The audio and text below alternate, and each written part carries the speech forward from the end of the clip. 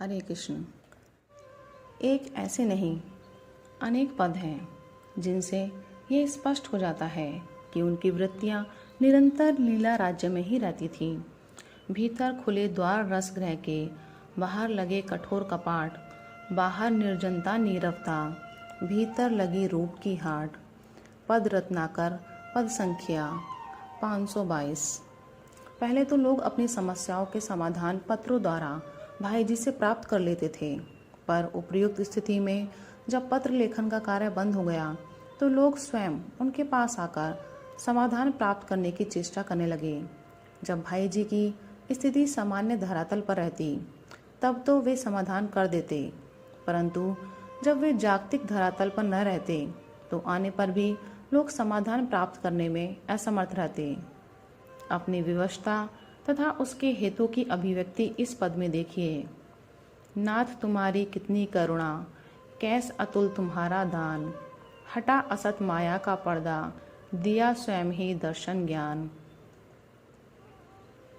नहीं रह गया अब तो कुछ भी अन्य, छोड़कर तुमको एक, मिथ्या जग में रमने वाले, रहे न मिथ्या बुद्धि विवेक। आते लोग सुनाती अपनी विषम समस्याओं की बात, सुलझाने को उन्हें पूछते, साधन सविनय कर प्राणीपात। कहूँ उन्हें समझाऊं क्या मैं, जब न दिखता कुछ सत्सार, सुलझाने वाले उस मन को गया सर्वथा लकवा मार। ऐसी स्थिति में लोग स्वयं ही कमाने लगे और श्री भाई जी भी सबसे यही निवेदन करते थे, नहीं काम का रहा छोड़ दो इसकी आशा, रखोगे तो तुम्हें मिलेगी नित्य निराशा। भस्म हो गई बुद्धि जागतिक, जल भुनकर सब, रही न कोई इसमें भोग विचार भूमि अब।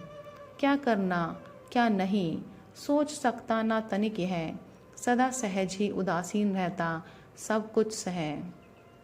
भाई जी की इस दिव्य भागवतीय स्थिति से संबंध एक तथ्य की ओर संकेत करना अति आवश्यक है।